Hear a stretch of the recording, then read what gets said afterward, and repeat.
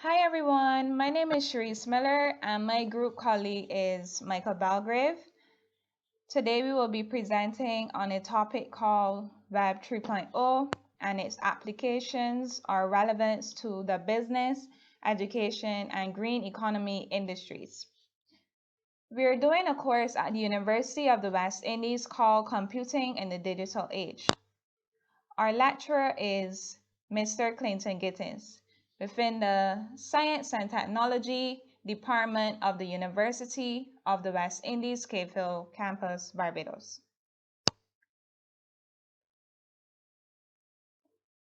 Today we will be presenting on our survey paper, Web 3.0, to emphasize the classification of existing literature, develop a perspective on Web 3.0, evaluate trends, and to provide a broad review for our audiences who may not be researchers in the field. Our survey paper is broken down into the abstract, introduction, problem statement, the body of the paper, conclusion, and a detailed bibliography. Now here we will give a little bit of our background knowledge on Web 3.0. Web 3.0 refers to the third generation of the Internet services for websites and applications. It has no solid definition. However, Web 3.0 is an advancement of the Internet from Web 1.0 and Web 2.0. You can ask yourself, what is Web 3.0? Web 3.0 is the latest generation of web development, integrating its previous versions to a more data-driven system of networks.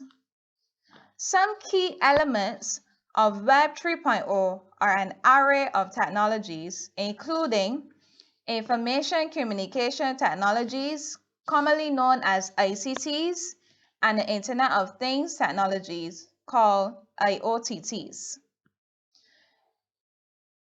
Web 3.0 has definitely revolutionized the way businesses operate daily, as technology usually caters to more efficiencies. But also we have to consider the challenges, since human beings can manipulate data for their advantage in given networks. My colleague and I will further elaborate on how Web 3.0 affects the three industries in our survey paper.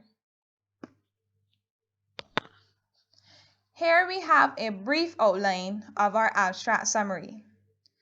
The abstract gives us an outline of the survey paper without having to read the paper in its entirety.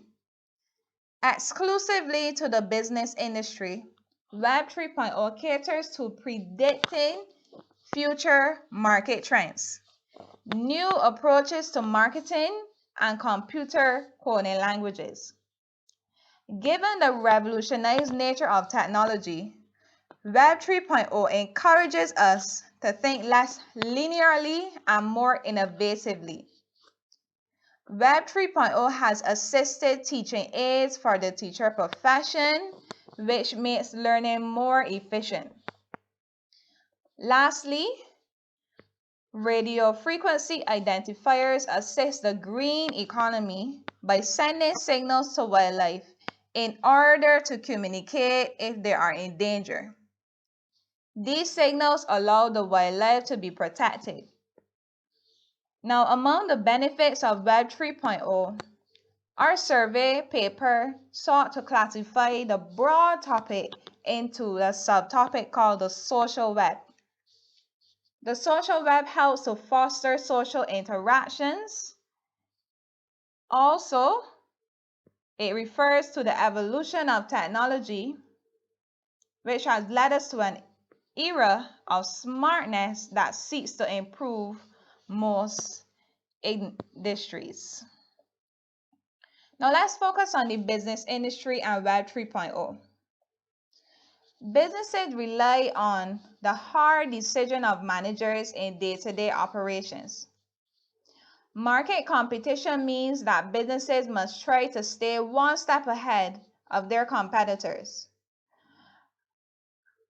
A more information-intensive approach has been adopted into today's market, meaning businesses require large volumes of data and information to seek out the optimal choices for output. Now, Web 3.0 has incorporated this by focusing on Marketing 3.0 and browsing habits. Businesses are now able to track activity online, and based on this data, they market their products intentionally via social media platforms, which is a clear and direct approach of social interactions of persons working on such networks to provide services and products.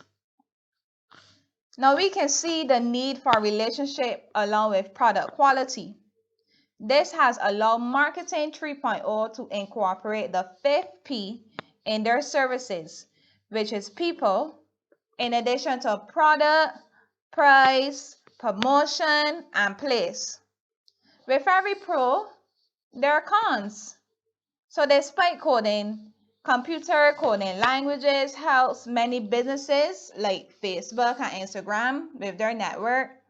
Hackers can use these same networks to change the SPARQL commands without authorization. Thank you, Cherise. And I'll be handling the latter portion of this presentation with education and the green economy. So Web 3.0 makes remote learning easier by having remote educational resources. So the use of hypertext links and URLs are very common. Um, Hypertext links are those which can be found within document text, while URLs are those website links. And these two are, you know, they're quite efficient in their use. There's no additional steps. It's simply just a point and click method. They're both easy. They also both give easy access um, to documents. And finally, they're always going on new ways of thinking and how we interact with the web as well as the user interface. The cons to this, however, are sometimes not all documents can be reliable. Not all URL or hypertext links can be reliable, or the domains that they have are valid sources. As it relates to the green economy, an interesting point to note is the interconnection between the green economy and Web 3.0. The social web refers to communications between things and people by the use of social network mediums. We have explored in our paper the benefit this interaction has with life reserve animals and the protection of species. RFIDs, which are radio frequency identifiers, are microchips that can be implanted into devices and other forms of technology to transmit and receive any kind of radio signal. It basically monitors and locates endangered species, which is one of the helpful things that RFIDs can do. What if the tags are not within the frequency range? Well, this simply implies that the tendency to have it would kind of have a tendency for scanning issues. The signal will not be able to bounce off the scanners or microchips.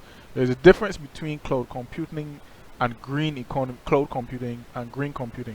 Web 3.0 caters towards green computing with respect to the green economy, as it is responsible for environmental change. This seeks to incorporate technology which has the ability to reduce carbon dioxide emissions and encourage recycling to achieve what we know as a greener planet or a greener space.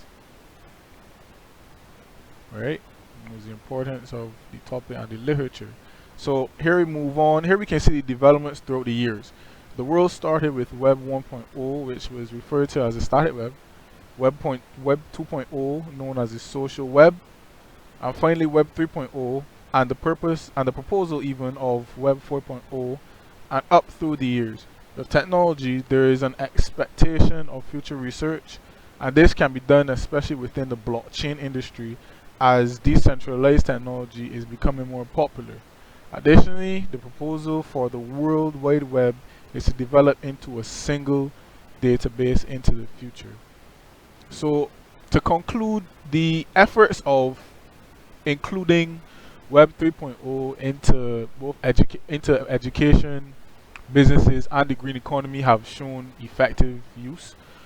We've seen all of the applications of Web 3.0 in each of these industries, and certainly there is obviously there is you know a case for development because not all of these technologies are, you know, not every single one of them will serve its purpose without, additional consequences. But the hope is that, well, as we continue to research these developments, that, we will be able to come to conclusions of how we can, both save the earth, keeping the earth green, as well as improving both educational and business aspects. So I do hope that you enjoyed this presentation, and we invite any questions at this time.